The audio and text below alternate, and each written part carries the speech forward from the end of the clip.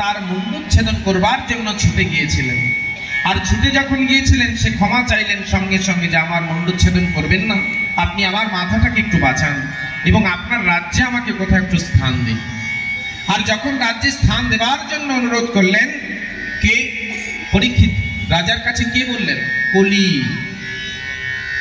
কলি, সেই কলি যখন বললেন যে পরীক্ষিত রাজার কাছে আমাকে একটুখানি মাথা গোজার স্থান দিন, কিন্তু পরীক্ষিত রাজা তখন সমস্ত তার দোষের বিচার করে দেখলেন অনেক অনেক দোষ কলির মধ্যে আছে। আমরা কোন যুগে আছি?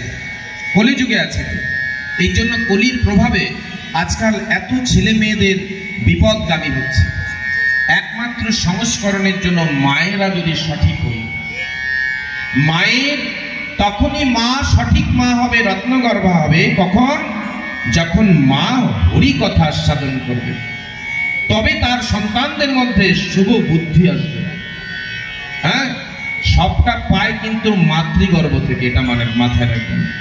সন্তান যদি খারাপ হয়েছে তাহলে কিন্তু সেটা দায়ী শুধু সন্তানেরা নয়।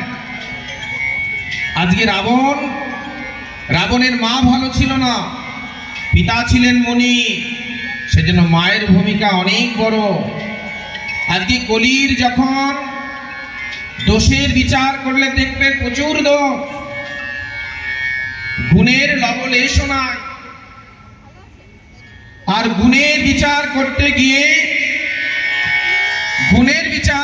গিয়ে দেখলেন একটা গুণ আছে, কার? কলি। কি গুণ? কলির দোষ হে রাজ এক হস্তি মহাগুণ, কীর্তনাদে কৃষ্ণে মুক্ত সঙ্গ পরম ব্রজত। কীর্তনাদে কৃষ্ণে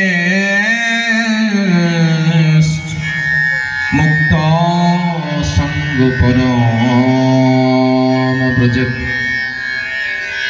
একটা গুণ হচ্ছে কলিযুগে কলির মধ্যে যে গুণাবলী,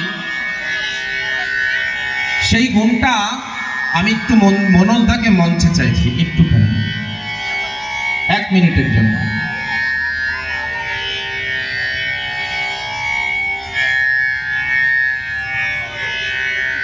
আমি মালাটা একটু গচ্ছিত করে রেখেছিলাম।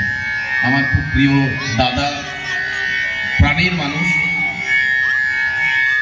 তো সেই জন্য আমি মনোজদা এবং আমার দুজনাই খুব কাছের মানুষ, আমি দুজনারই মাথায় ঠেকিয়ে একটু মালাটি, যেহেতু আমার মনোজদা আজকে অতিথি এসছেন, আমার মনোজদার গলায় একটু মালাটা পরিয়ে দিলাম। হরে কৃষ্ণ। একটু উলুধ্বনি দেবেন সবাই মিলে, একটু পরিয়ে দেবেন।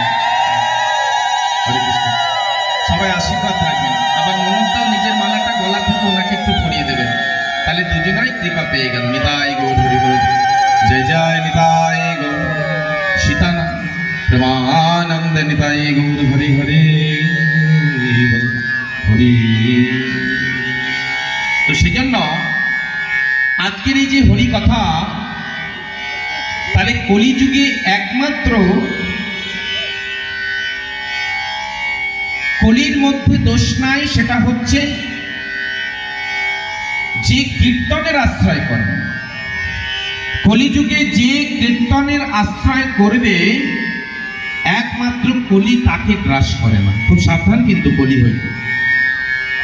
কলিযুগে আপনি যখনই আপনার মধ্যে রূঢ়তা বাড়বে, আপনার মধ্যে স্বভাবের কখনো অপবৃত্তি আসবে, তখনই মনে করবেন কলি আপনাকে গ্রাস করছে। বোঝা যাচ্ছে কথাগুলো? কলি আপনাকে গ্রাস করবে। কিন্তু কলি কাকে গ্রাস করেন? কলি কাকে গ্রাস করেন না তাকেই, যিনি কলিযুগে একমাত্র কীর্তনের আশ্রয় করেন। একটু আগে বললাম না, কীর্তনা দেবা কৃষ্ণেশ্চ মুক্ত সঙ্গ পরম ব্রজেত। একমাত্র কলিযুগে কীর্তন আশ্রয় করলে কলি তাকে আর গ্রাস করেন না। প্রণমঃ কলিজ সর্বযুগ সা, おりな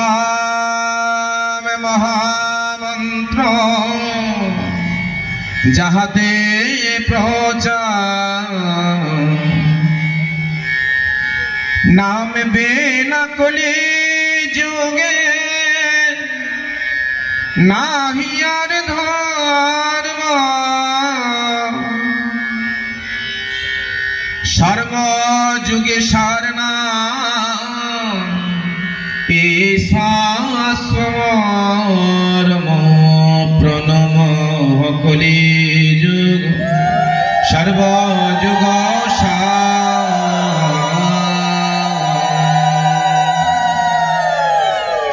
তাহলে কৃষ্ণ নাম কলি যুগে যদি না ভজি হবে হবে কি হবে না।